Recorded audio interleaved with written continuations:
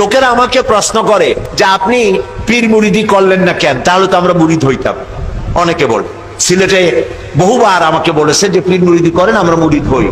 শুধু সিলেট না, বাংলাদেশে বহু জায়গায় বলেছে যে পীর মুরিদি করেন না কেন। আমি করতেও পারি, কারণ আমার আব্বা এবং আমার চাচা দুজনই ফুরফুরার হযরত মাওলানা আবু বকর সিদ্দিকী রহমতুল্লাহ আলাইহির খলিফা ছিলেন। হাজার হাজার মুরিদ তাদের আছে।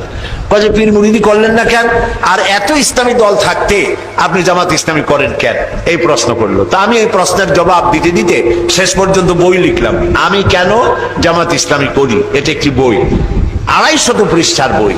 এসব বইপত্র আপনাদেরকে সংগ্রহ করার তৌফিক দান করুন।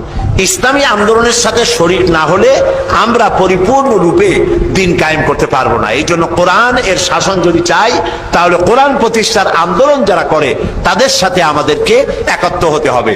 আল্লাহ যেন সেই তৌফিক আমাদেরকে দান করেন, আমরা বলি আমিন। যারা বিদেশে আছেন, আল্লাহ তাদেরকে সুস্থ রাখো, ভালো রাখো।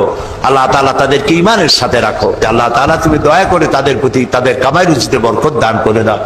রব্বুল আলামিন, আমাদের প্রিয় জন্মভূমি বাংলাদেশের উপরে তোমার রহমত নাজিল করো। যারা এই দেশটাকে ক্রমান্বয়ে নৈরাজ্যের দিকে ঠেলে দিতে চায়, নানান রকমের অশান্তি সৃষ্টি করে দেশটাকে অশান্তির দিকে ঠেলে দিতে চায়, আল্লাহ তাআলা তুমি তাদের হাত থেকে দেশটাকে রক্ষা করো।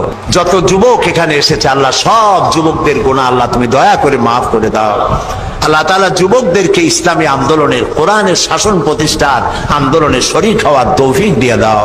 বলতেছিলাম যে আমরা হচ্ছে এমন এক নবীর উম্মত যে তিনি এমন শক্তিশালী ছিলেন, তার দোয়া আল্লাহ তাআলা কবুল করেন।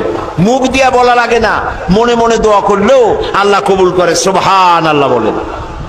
প্রিয় ভাই সব, নবীজি মক্কা থেকে মদিনা শরীফ চলে গিয়েছিলেন, নামাজ পড়তেছিলেন বাইতুল মুকাদ্দাসের দিকে ফিরে, কিন্তু মন বলতেছিল যদি আল্লাহ তাআলা আমাকে মক্কার দিকে ফিরে নামাজ পড়তে বলতেন তাহলে বড্ড খুশি হতাম।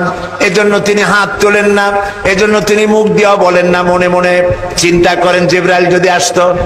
একদিন তিনি জোহরের নামাজ পড়ছেন, 2 রাকাত পড়া হয়ে গেছে, তাশাহুদ পড়তেছিলেন, এমন সময় জিবরাইল নাজিল হয়ে গেল। আল্লাহ তাআলা ওহী নাজিল করলেন, কাদ নারা তাকাল্লুবা ওয়াজহিকা ফিস সামা। নবী হে, আমি লক্ষ্য করেছি আপনি বারবার আমার আকাশের দিকে তাকাচ্ছেন। আপনার মনের ইচ্ছা আপনি কাবার দিকে, মক্কার দিকে ফিরে নামাজ পড়বেন। আপনার ইরাদা পুরা হয়ে গেছে, নামাজের বাকি অংশ মক্কার দিকে ফিরে আদায় করুন। সুবহানাল্লাহ। দেখছেন অবস্থা? মুখ দিয়া বলা লাগে না, মনে ইরাদা করতে দেরি, দোয়া কবুল হতে দেরি নাই।